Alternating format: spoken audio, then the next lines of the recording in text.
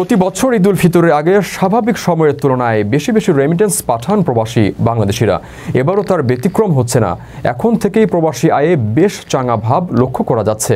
কেন্দ্রীয় ব্যাংকের তথ্য বলছে, চলতি মাসের প্রথম 15 দিনে 165 কোটি 61 লাখ মার্কিন ডলার রেমিটেন্স পাঠিয়েছেন প্রবাসীরা। দেশীয় মুদ্রায় এই অঙ্ক 20,000 কোটি টাকার বেশি। চলমান ধারা অব্যাহত থাকলে মাসের শেষে রেকর্ড পরিমাণ প্রবাসী আয় আসবে বলে আশা করছেন কেন্দ্রীয় ব্যাংকের কর্মকর্তারা।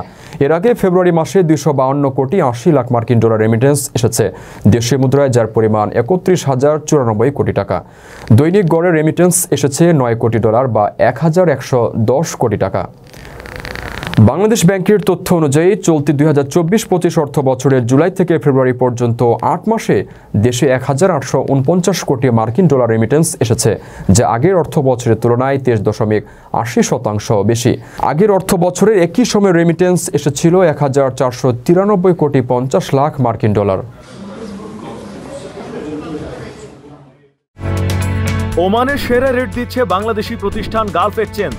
প্রিয়জনকে টাকা পাঠাতে আজই আসুন আমাদের যে কোনো ব্রাঞ্চে অথবা কল করুন স্ক্রিনে দেয়া নাম্বারে।